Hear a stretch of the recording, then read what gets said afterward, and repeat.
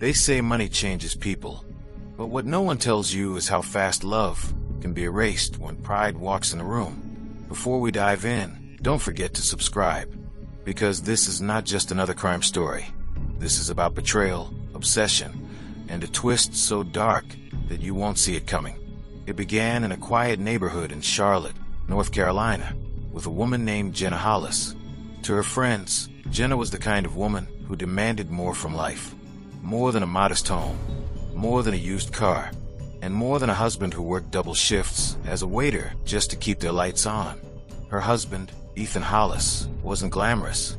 He wasn't rich, but he was loyal, working late nights at a local steakhouse, coming home with tired eyes and calloused hands, just to put food on the table. And for a while, Jenna loved him for it. Or maybe she only loved what she thought he could become, until she met Derek Kane. Derek wasn't like Ethan. He was charming, sharp-dressed, with the kind of money that made Jenna's head spin. Rumor was Derek owned half a chain of nightclubs across the state. He drove a black Escalade, always carried cash, and treated Jenna like she was the only woman in the world. And that was all it took. One night, after Ethan came home early from work, he found Jenna packing her things. No argument, no tears, just a quiet, cold dismissal. "You're a good man, Ethan," she said, "but I can't keep living like this. I deserve more." Ethan didn't yell. He didn't beg. He simply stood there, clutching his apron in his hands, staring at the woman he'd once believed he'd grow old with. And just like that, she was gone. What no one knew, not even Jenna, was that the man she left her husband for was hiding something. At first, it was like a dream. Jenna was seen in fancy restaurants, draped in designer clothes Derek bought her, flashing the kind of jewelry Ethan could never afford. Friends whispered behind her back, but Jenna didn't care. She was finally living the life she believed she deserved. But slowly, the cracks began to show. Jenna noticed Derek was secretive. He'd disappear for hours at night without explanation. He kept 2 phones, one of which he never let her touch. Sometimes he'd come home with blood on his knuckles and a smile that didn't reach his eyes. She told herself not to ask questions. After all, Derek gave her everything she'd ever wanted. But deep down, she felt it, that gnawing pit in her stomach. And Ethan, he didn't vanish from her life. He couldn't. He still loved her. He'd drive past Derek's gated house sometimes, parking across the street, staring at the luxury car in the driveway and wondering how it had all gone so wrong. That's when he saw it for the first time. Derek yelling at Jenna, his hands on her arms, his face inches from hers. And Jenna, she didn't fight back. She just stood there silent, like a woman who'd already learned it was safer not to speak.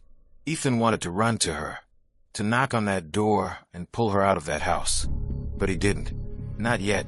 Then came the night that changed everything. It was storming. One of those nights where the rain falls so hard it drowns out your thoughts. Police would later piece together what happened in fragments, but one thing was certain. Jenna was terrified.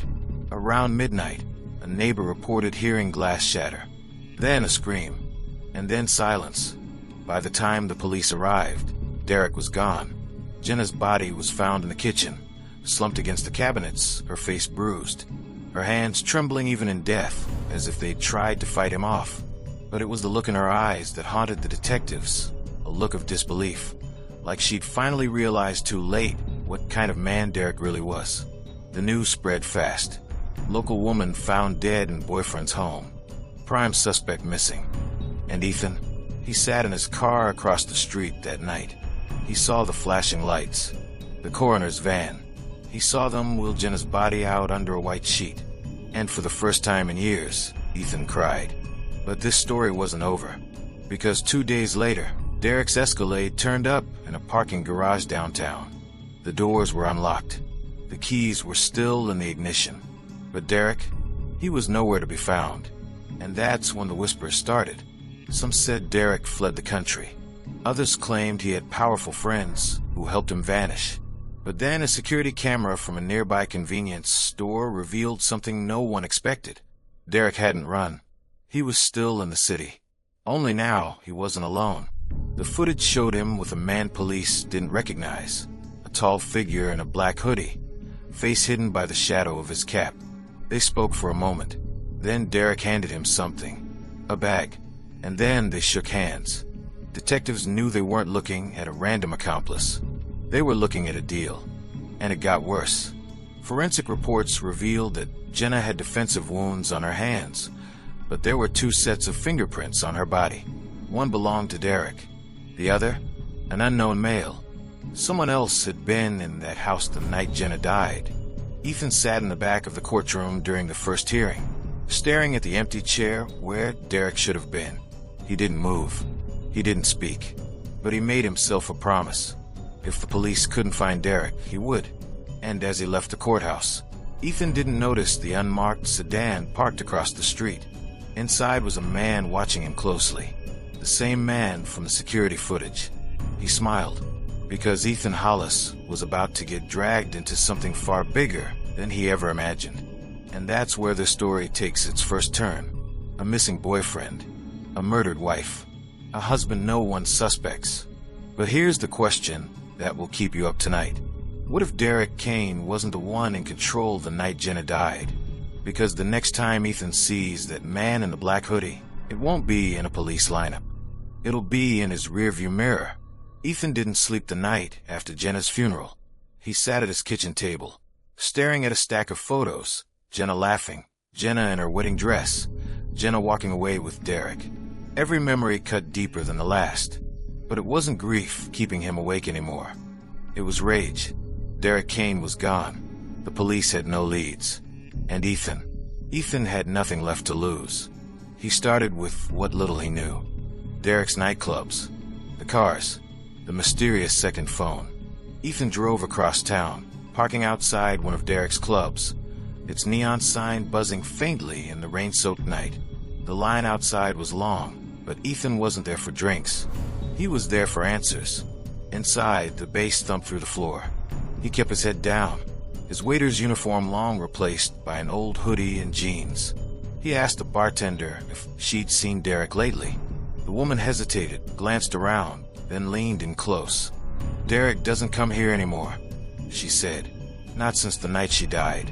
But his brother does." Ethan froze. "Brother?" The bartender smirked. "You didn't hear it from me." That night, Ethan followed the lead. He tailed a black SUV from the club's parking lot all the way to a rundown warehouse at the edge of town. It was the kind of place no one went to unless they wanted to disappear. Through the rain-streaked windshield, Ethan saw him. A man built like Derek but rougher, his face scarred, his expression cold. He unlocked the warehouse door and slipped inside. Ethan waited, his heart hammered. He knew he should turn back, call the police. But he didn't, because for the first time since Jenna's death, Ethan felt something that wasn't grief. He felt purpose. He waited until the man left, then slipped out of his car and into the warehouse. Inside, it smelled of oil and metal. Stacks of crates lined the walls. And in the corner, Ethan saw it, Derek's black Escalade, the one police had supposedly impounded. Except this one wasn't in a police lot. Ethan's stomach dropped. And then he saw the photographs pinned to the wall. Jenna, dozens of them. Not smiling, not laughing, just candid shots. Through windows, from parking lots. Photos Ethan never knew existed. And in the center of them all, a note scrawled in red marker. "She owed you S." Ethan stumbled back, his chest tightening. None of this made sense. Jenna wasn't perfect, but she wasn't the type to owe anyone. He was still staring at the wall when he heard the door creak open. Wrong place, wrong time, Hollis. Ethan spun around. It was Derek's brother. The scarred man stepped into the dim light, a cruel smile spreading across his face. "How do you know my name?" Ethan's voice cracked. The man chuckled. "Because she told us all about you. The sweet little husband who still couldn't let her go." Ethan's fists clenched. "What do you mean?" "She owed you." The man stepped closer. "You really don't know, do you?" He leaned in, his voice a low whisper. "Your wife didn't just leave you for Derek. She stole from him." Ethan's blood ran cold. Money. A lot of it. And when he found out, the man tilted his head, mock sympathy in his eyes. Let's just say Jenna didn't die because she left you. She died because she crossed him. Ethan wanted to hit him, scream, do anything to drown out the words. But before he could move, the man grabbed his collar. You should go home, waiter, before you end up like her. And just like that, he shoved Ethan toward the door and slammed it shut. Ethan stumbled into the rain, his mind spinning. Jenna stealing? It didn't add up. But one thing was clear. The police were looking in the wrong direction. Derek wasn't just a jealous boyfriend. He was something far worse. And Ethan wasn't done. The next night, Ethan broke into Derek's old house. The place was still under police tape, but that didn't stop him. He searched every drawer, every cabinet. That's when he found it. A flash drive, taped under Derek's desk. Ethan plugged it into his laptop, and what he saw nearly stopped his heart. Video files, dozens of them, each labeled with a name. And one of those names was Jenna Hollis. He clicked play. The footage was grainy, timestamped 2 weeks before her death. Jenna sat at a table in Derek's kitchen, her face pale, her hands trembling. Derek stood over her, calm, almost amused. You took it, Derek said. I didn't, Jenna whispered. I swear. Derek slammed his hand down, making her flinch. Liar. You think I don't know where it went? You've got one chance to fix this before it gets ugly. Jenna's eyes welled with tears. Please, Derek, I'll get it back. Just give me time. The video cut out. Ethan's hand shook, and then another file began to play. This one wasn't Jenna. It was a man, bound to a chair, beaten, and standing behind him, smiling like the devil himself, was Derek's brother. Ethan slammed the laptop shut. This wasn't just about Jenna anymore. Derek Kane was part of something bigger, and whatever it was, Ethan had just stepped into the middle of it. But then his phone buzzed. An unknown number. He almost didn't answer, but when he did, a voice, low and calm, spoke on the other end. You're getting close, Hollis. Stop digging, or you'll end up next to her. Click. The line went dead, and in that moment, Ethan realized something terrifying. Whoever was on the other end of that call wasn't Derek. Derek Kane was already dead. The call didn't just rattle Ethan. It hollowed him out. For hours, he sat in his car, parked outside the same warehouse where he'd seen Derek's brother. The words from that anonymous voice kept replaying in his head. Derek Kane is already dead. If that was true, then who was the man in the security footage? Who shook hands with that hooded figure? And why was everyone so desperate to keep Ethan from digging deeper? He didn't have answers, but he had one lead left. The flash drive. Ethan took it to an old friend, Marcus Hale, a tech-savvy former co-worker from the restaurant who now worked fixing computers out of his cramped apartment. Marcus plugged in the drive, his eyes widening at the list of encrypted folders. Dude, Marcus muttered, leaning closer to the screen. This isn't just video footage. This thing's got financials, offshore accounts, encrypted messaging threads. This is cartel-level stuff. Ethan's stomach tightened. Can you open it? Marcus grinned. Can I open it? You have no idea who you're talking to. It took hours, but finally, Marcus cracked one of the encrypted files. What popped up on the screen wasn't money trails or incriminating messages. It was a document, a list of names, and near the very top was one that made Ethan's blood run cold. Jenna Hollis. Next to her name was a number, $250,000. Marcus frowned. This looks like debts. Debts, Ethan repeated. Marcus scrolled further down. There were dozens of names, some marked paid, others marked missing. And next to Jenna's name was one single word, settled. Ethan felt the room spin. Jenna didn't just leave him for Derek. She got tangled in something she couldn't escape. And Derek, he wasn't her savior. He was her executioner. Ethan's chest burned with anger, but Marcus wasn't done. He clicked another folder, this one filled with security footage timestamps. One file caught Ethan's eye. 3 days after Jenna's death. Marcus clicked it. The footage showed Derek's brother, standing in that same warehouse with the hooded man from the convenience store video. And then, in the corner of the frame, Ethan saw it. A body bag. long, heavy, unmoving. Marcus turned to him. "Ethan, if that's Derek." But Ethan didn't need him to finish. If Derek was dead, then someone else was running his empire. Someone worse. And that hooded figure? He wasn't a ghost. He was the one pulling the strings. That night, Ethan couldn't sleep. He replayed everything. The call, the footage, the ledger. And as dawn broke, he made a decision that would change everything. He went back to the warehouse. It was quiet, too quiet. The gates were locked, the windows blacked out. But Ethan had come prepared. He slipped through a broken side door, his flashlight cutting through the darkness. Inside, the place was stripped clean. No crates, no Escalade, no photos, just bare walls and cold concrete. He almost turned to leave, until he saw it. A single envelope, taped to the wall where Jenna's photos used to be. His name was written on the front. Hands trembling, Ethan tore it open. Inside was one photograph. It wasn't Jenna. It was Ethan, taken just last night, sitting in his car, watching the warehouse, and scrawled on the back were 3 words, "We see you." Ethan's pulse pounded in his ears. He stumbled back, nearly dropping the envelope, when his phone buzzed again. The same unknown number. He answered, his voice shaking. "Who are you?" The man on the other end chuckled, a low, cold sound that made Ethan's skin crawl. Derek was sloppy. He forgot what he owed. "But you're different. You know how to suffer. We like that." Ethan's knuckles turned white around the phone. "What do you want from me?" The voice paused. "Don't worry, Hollis. You'll find out soon enough." Then the line went dead. Ethan stared at the empty warehouse, the photo still in his hand. And for the first time, he realized this wasn't about Jenna anymore. This was about him. Outside, the morning sun rose over Charlotte.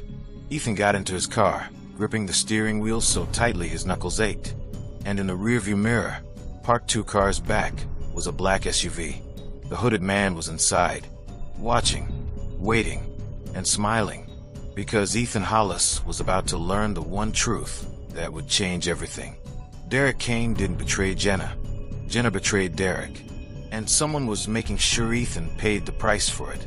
The SUV didn't follow Ethan home. It didn't have to. By the time he stepped into his apartment, he knew he was being watched. Every creak in the hallway, every shadow in the corner of his eye. It wasn't paranoia anymore. It was real. And then the letter came. It was slid under his door in the dead of night. No return address. No name. Just one typed line on a crisp white page. 12 a.m., the pier. Come alone, or you'll never know why she died.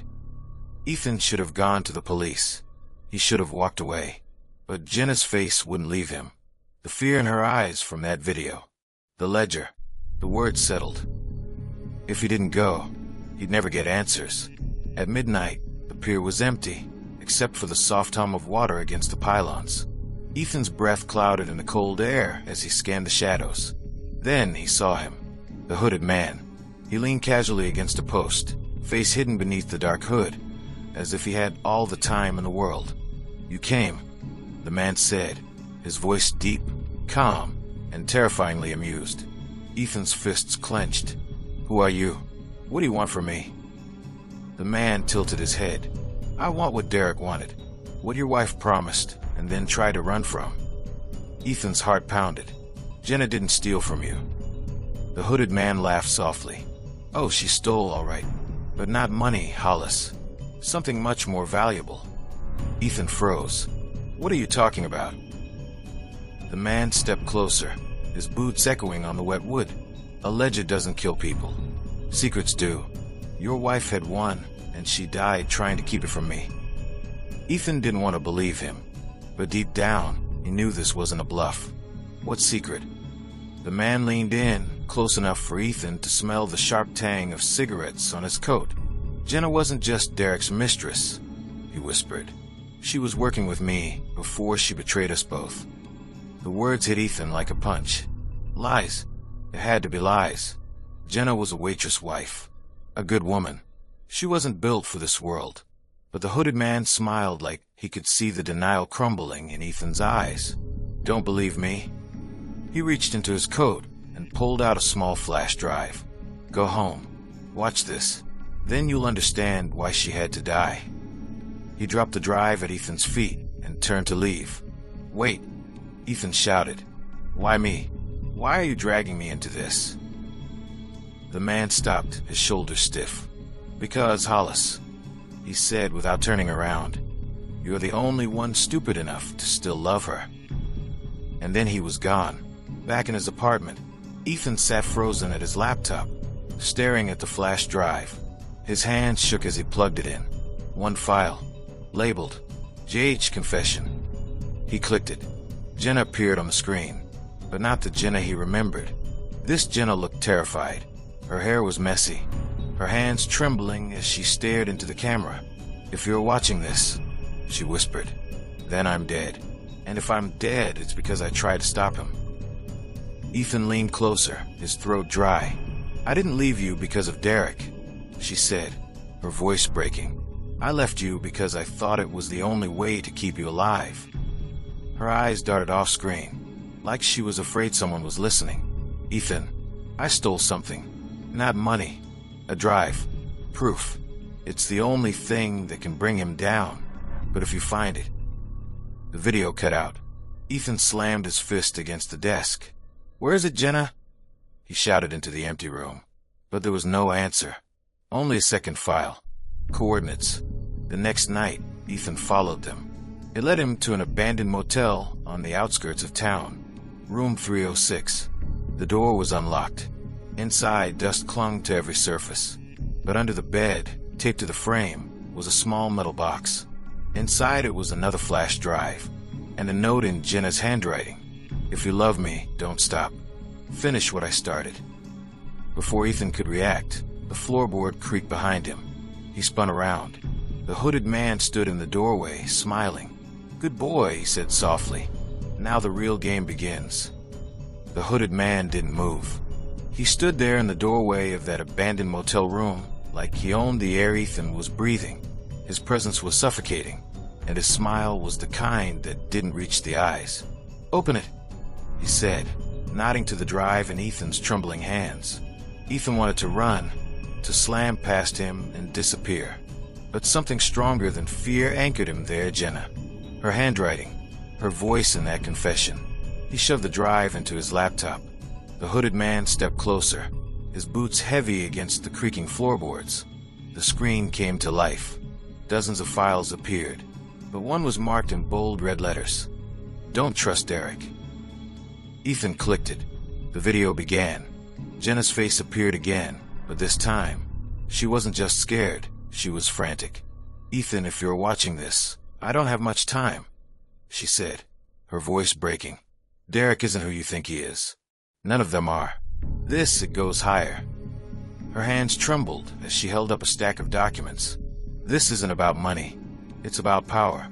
Derek works for him, the one they call Mercer. He controls everything. The cops, the judges. He's untouchable. But I found proof. And if he knows I have it. She didn't finish. She didn't have to. Ethan felt his stomach turn. Mercer. He'd heard the name whispered around town like a ghost story. A man so powerful and ruthless that no one dared speak against him. And Jenna, she stole from him. The hooded man leaned in close to Ethan's ear. She thought Derek would protect her. But Derek was just a pawn. When she realized that, she tried to run. That's why she died.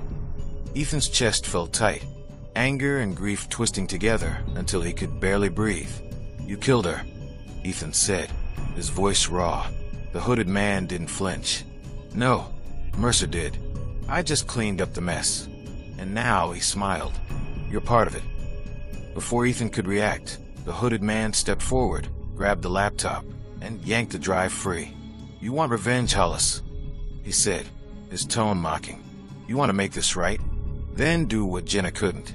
Take him down. Ethan stared at him, every instinct screaming this was a trap. Why me? The man's smirk widened. Because Mercer doesn't know you exist yet. He shoved a burner phone into Ethan's chest. I'll be in touch. Don't keep me waiting. And just like that, he walked out. Ethan stood there, shaking, the cold air from the open door biting into his skin. He wanted to throw the phone away. He wanted to burn every note, every drive, every trace of Jenna's world and walk away. But he didn't, because for the first time, he understood something. Jenna didn't just die for nothing. She died fighting, and now it was his turn. The following days blurred together. Ethan barely slept. He studied every file Jenna left behind, every bank transfer, every photo, every coded message, and then he found it buried deep in one of the folders. A ledger, not Derek's, Mercer's, and at the very bottom of the page was something that made Ethan's blood run cold. A payout, $500,000. Recipient Derek Kane. Date, 1 week before Jenna's death. Ethan's hands trembled. Derek didn't just fail Jenna. He sold her out, and Mercer rewarded him for it. The burner phone buzzed. Ethan answered. "You've seen it." The hooded man's voice rasped. "Now you know why she died. You want him, Hollis? You want Mercer?" "Yes," Ethan whispered. "Good," the man said, "because tonight we start." That night, Ethan followed the hooded man into the belly of the city. They met in a parking garage, the kind where echoes swallowed sound and every corner felt like a trap. The hooded man tossed Ethan a small black case. Inside was a recorder, a camera pen, and a single instruction. "Get close to Derek's brother. Make him talk. Mercer's men are sloppy, but they trust their own. You give me his confession, or you end up like her." Ethan stared at the case, then back at the man. "And if I refuse?" The hooded man smiled, a slow, sharp smile that told Ethan there wasn't really a choice. "Then Mercer finds you first." The plan was suicide, but Ethan went through with it. He tracked down Derek's brother at a seedy bar near the edge of town, the kind of place where loyalty and silence were currency. He played the part, desperate, angry, grieving. And it worked. After enough drinks, Derek's brother laughed bitterly and spilled it all. How Derek begged Mercer for Jenna's life. How Mercer refused. And how Derek, too afraid to cross him, delivered her instead.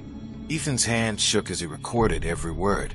By the time he left that bar, he didn't feel like the same man who once served tables and lived for simple dreams. He was someone else now. Someone who was going to burn Mercer's empire down. But when he returned home, another envelope was waiting on his doorstep. Inside was a single photo. Jenna, but not the Jenna he remembered. This one was from years ago, before Ethan, standing beside a man in a tailored suit. Mercer. On the back of the photo, in Jenna's handwriting, were 5 words. I was one of them. Ethan's heart stopped. Jenna hadn't just been a victim. She'd been inside Mercer's world before she ever met him, and she left it. That's why they killed her. Not because she betrayed them, because she tried to escape. And now, Ethan knew he couldn't just expose Mercer. He had to finish what Jenna started. They thought he was just a broken man. They thought he'd walk away. But Ethan Hollis wasn't walking away. He was going to war. And this time, he wasn't just fighting for Jenna. He was fighting for every soul Mercer buried to keep his throne, because the truth was no longer a secret. It was a weapon, and Ethan was about to use it. If there's one thing the story teaches, it's this. Love doesn't end with death. Real love becomes purpose, and purpose is what makes ordinary people unstoppable. Ethan Hollis may have started as a grieving husband, but now he was something Mercer couldn't buy or silence. He was a man with nothing left to lose, and men like that are the most dangerous kind of all. What happened next would shake the city to its core, but that's another story. For now, I'll leave you with this cliffhanger. The night Ethan prepared to strike back, someone knocked on his door. When he opened it, a young woman stood there. She looked just like Jenna, and she said 5 words that changed everything. I'm your wife's sister, and she's alive. If you want to know what happened next, you know what to do. Comment your theories below. Like this video if you were hooked until the very end. Share it with someone who loves a good twist. And don't forget to subscribe, because the next part of the story will leave you breathless.